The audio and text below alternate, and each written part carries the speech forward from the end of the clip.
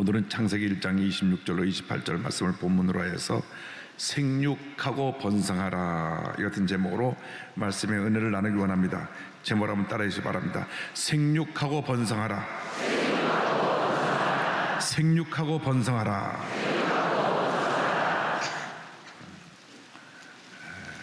사람이 살면서 나는 누구인가, 자기 자신에 대한 분명한 정체성을 가지고 살아야 됩니다. 나는 누구이며 무엇 때문에 사는지 인생에 대한 분명한 답을 갖고 사는 것이 행복합니다. 내가 무엇 때문에 존재하고 무엇 때문에 사는지 삶의 목적이 없는 분들은 그 삶이 그 자체가 불행한 것입니다. 바람 부는 대로 물결 치는 대로 그냥 인생을 떠내려가서 사는 분들은 참 그 삶이 고달프고 부고 힘들 수밖에 없습니다. 그래서 우리는 한 번뿐인 인생, 분명한 자화상을 가지고 하나님이 기뻐하시는 삶을 살아가는 우리 모두가 되어야 할 것입니다.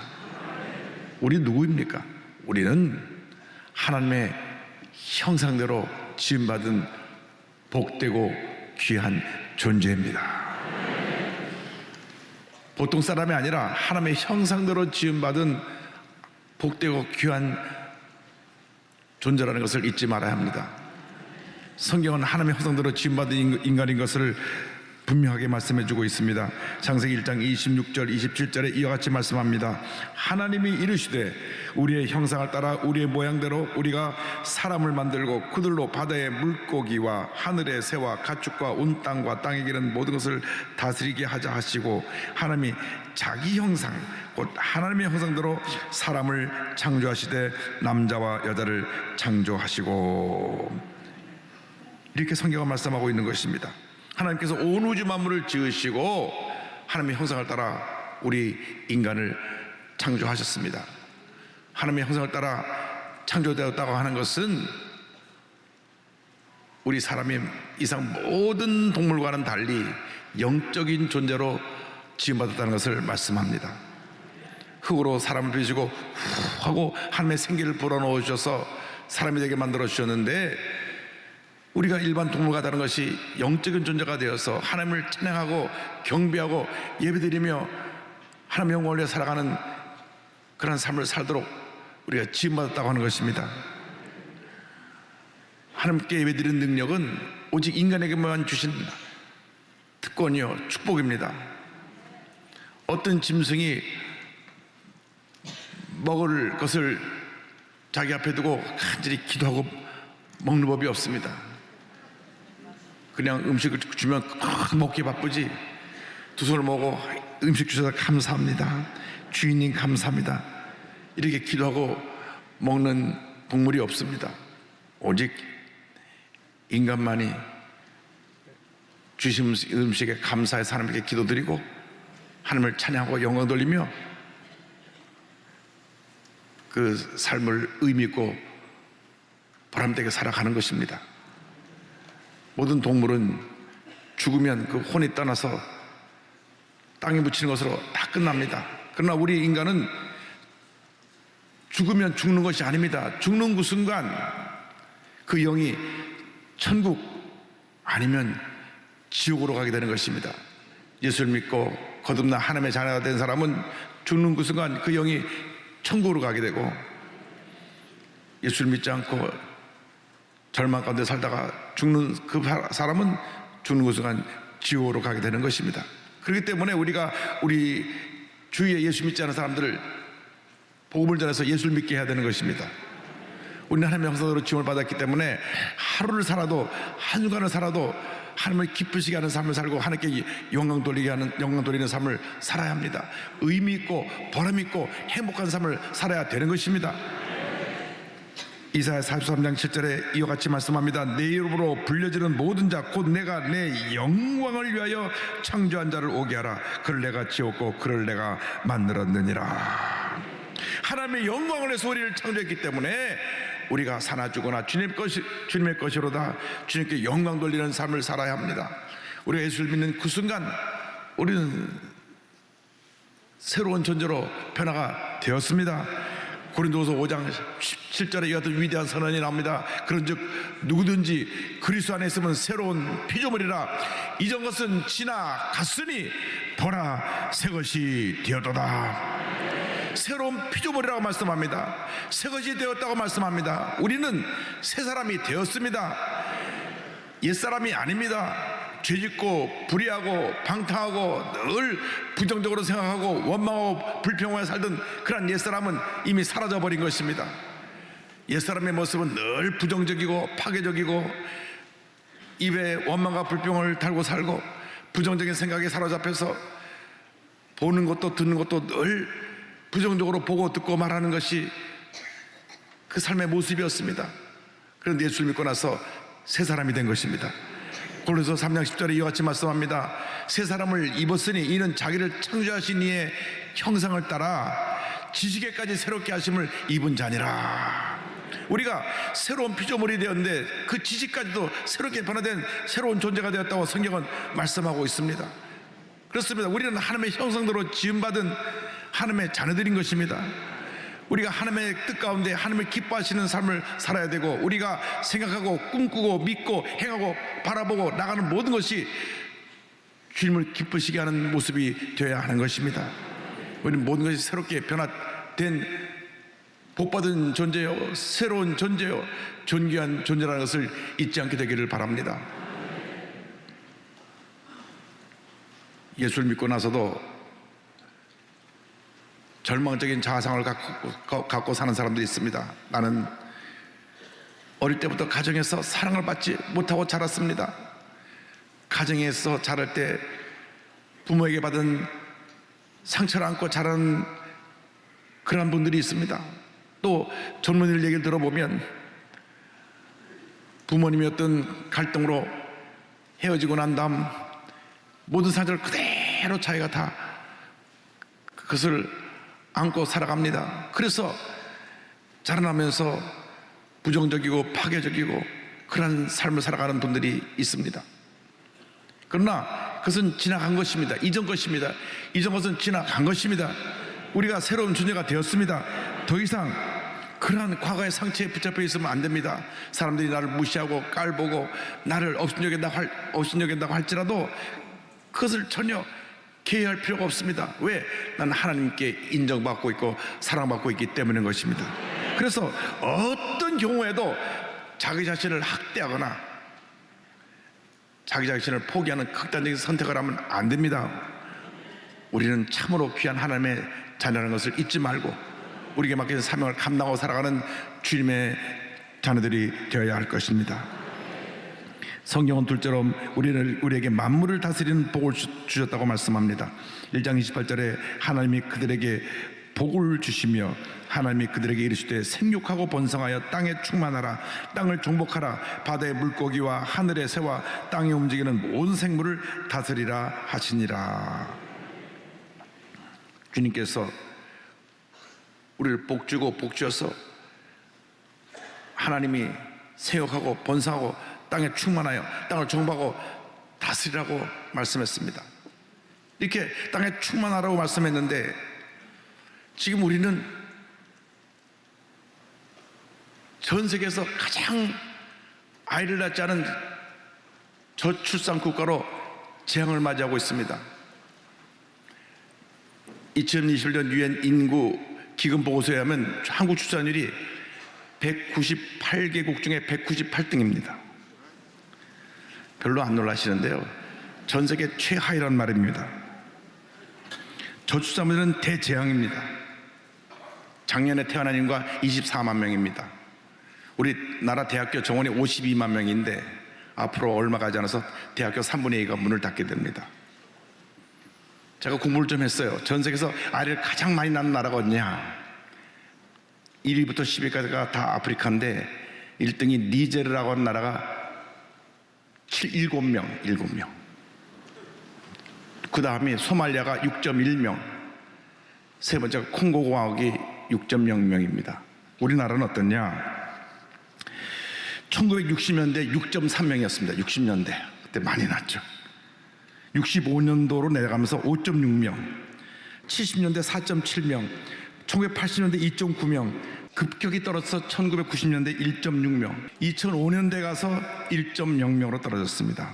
그 이유는 1960년대 70년대 정부가 강력하게 산하 제한을 했습니다. 아이를 낳지 말자. 이거 살기 힘든데 왜 아이를 많이 낳느냐. 그래서 낙태를 권장하고 피임을 시키고 해서 6-7명 낳던 그때 급격히 아이가 줄어들기 시작해서 1980년대 와서 하나님만 낳아서 잘 기르자. 그래서 남아 선호사상이 생겨나게 됐고 우리나라가 인구 절벽에 떨어진 것입니다. 대재앙입니다.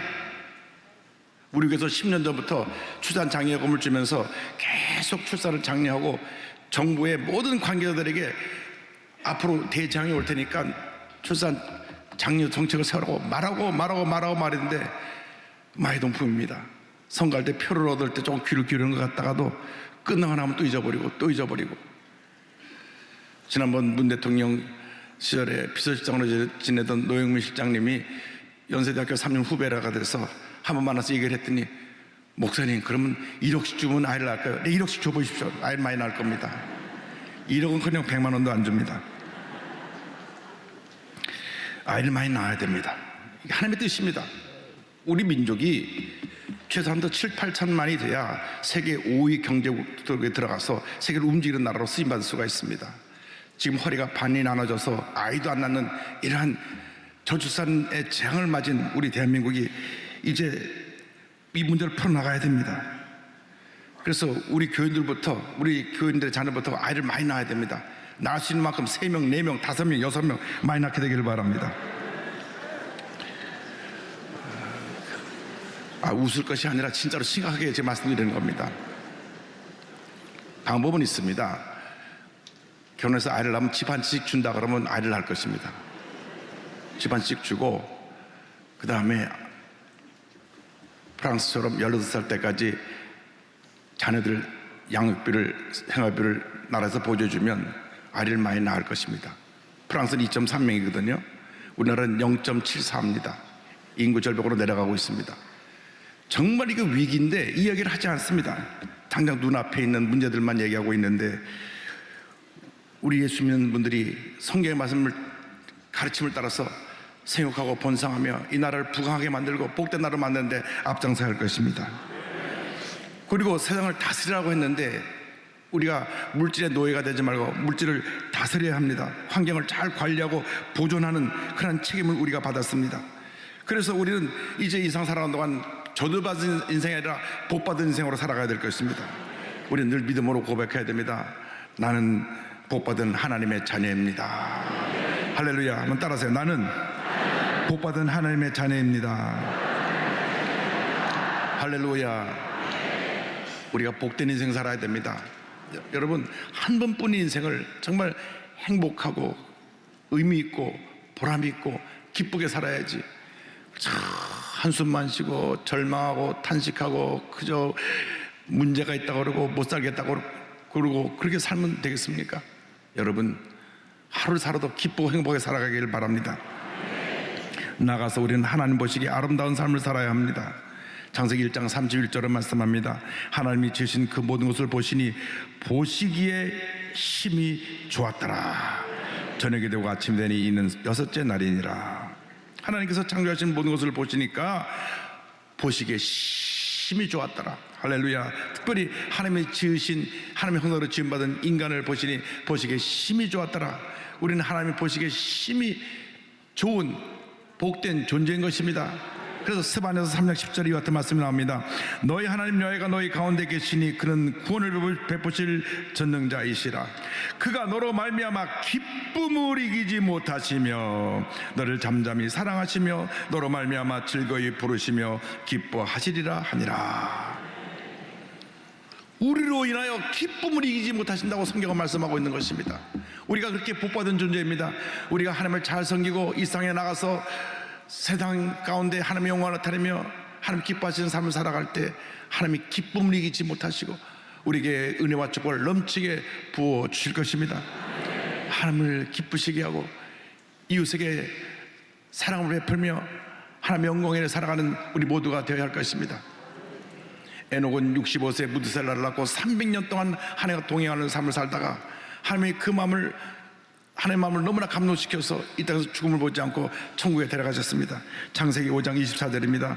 에녹이 하나님과 동행하더니 하나님이 그를 데려가심으로 세상에 있지 아니하였더라. 에녹과 같이 하나님과 동행하면서 하나님을 기쁘시게 하는 삶을 살아가는 우리 모두가 되어야 할 것입니다. 하나님과 동행하는 삶이 무엇입니까? 미가서 선지자는 미가서 6장 8절에 이와 같이 분명히 말씀하고 있습니다. 사람아, 주께서 사는 것이 무엇임을 내게 보이셨나니 야훼께서 내게 구하시는 것은 오직 정의를 행하며 인자를 사랑하며 겸손하게 내 하나님과 함께 행하는 것이 아니냐. 세 가지입니다. 정의를 행하며 의롭게 살아라. 둘째로 친절과 사랑을 실천하라. 셋째로 겸손히 하나님과 동행하는 삶을 살아라 하는 것입니다. 가난하고 헐벗고 굶주리고 몸에 장애가 있고 사회에서 소외된 사람들 사랑으로 섬겨야 되는 것입니다. 매년 서울역 쪽방촌에 가보면 달라진 것이 없습니다. 세계 10대 경제국, 이 복받은 나라 서울, 수도 서울 한복판에 그렇게 의료력에 지은 힐튼 호텔 옆에 몇백 세대가 살고 있는 쪽방촌이 있습니다. 한 평 반짜리에서 부형님들이 모두 아픈 몸, 불편한 몸을 갖고 그곳에 삽니다.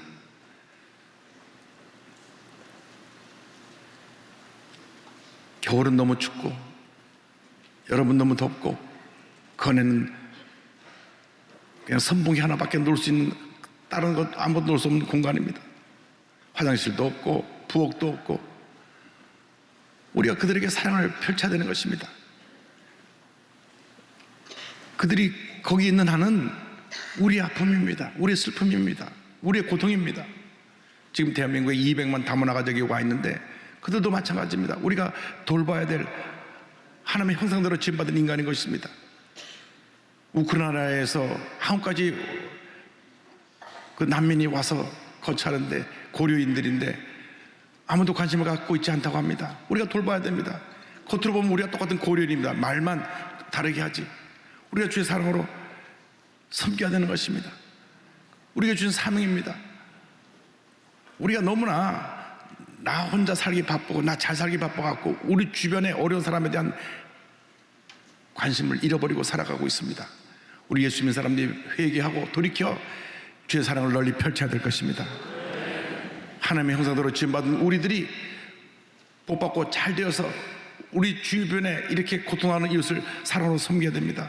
선한 영을 가지고 이 세상을 아름답게 변화시켜 나가는 우리 모두가 되어야 하는 것입니다. 사랑과 친절이 세상을 변화시킵니다. 우리가 그런 사명자라는 것을 잊지 않게 되기를 바랍니다. 한 사람의 친절이 그 사람의 운명을 어떻게 바꿔놓는가, 아주 귀한 예화가 있습니다. 비교바람이 몰아치는 어느 늦은 밤에 미국 필라델피아 주변의 작은 모텔에 한 노부부가 들어왔습니다. 들어와서 방이 있냐고 물어봤습니다. 그 담당하고 있던 그 호텔 매니저인 젊은 직원이 그분들에게 말합니다. 죄송합니다. 지금 방이 다 만석이 돼서 드릴 방이 없습니다. 그 노부부가 그렇지 않아도 그 밤을 지낼 곳이 없어 몇 군데 찾다 여기까지 왔는데 여기도 방이 없는 걸 알고 실망해서 어떡하나 하고 문을 열고 나가려고 하는데 그 젊은 매니저가 말합니다. 객실은 없습니다만 폭우가 내리치는데 어디 가시겠습니까? 괜찮으시다면 누추하지만 제 방에서 주무시겠어요. 거기 호텔에 조그만 그 직원 잠깐 쉬는 공간이 있는데 매니저가 그 방을 그 노부부에게 내놓은 것입니다. 본인은 그냥 소파에서 앉아서 쉬면 되니까 잠깐 쉬었다 가십시오. 아이고 괜찮다고. 그런데 아유, 어르신들 어디 가시겠습니까? 이 비바람에 몰아치는데 딴 데 어디를 가도 지금 방이 다 없습니다. 그래서 이 노부부가 그 직원 숙소 매니저 방에서 하룻밤을 자고 나오면서 그 노인님 말을 했습니다. 어젠 너무 피곤했는데 덕분에 잘 묵고 갑니다. 당신이야말로 제일 좋은 호텔의 사장이 되어야 할 분이네요. 언젠가 제가 집으로 초대하면 꼭 응해주세요 하고 떠났습니다. 몇 년 후에 이 호텔 매니저에게 편지 한 통과 함께 뉴욕행 비행기표가 날라왔습니다.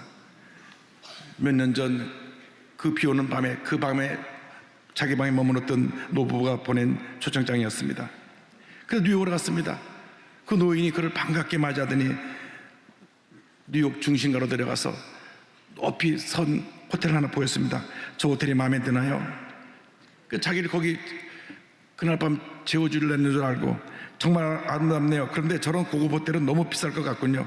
조금 더 저렴한 곳으로 알아보는 것이 좋겠어요 라고 대답을 했습니다. 그때 그 젊은 매니저에게 노인이 말합니다. 걱정 마세요. 저 호텔은 당신이 경영하도록 내가 지은 겁니다.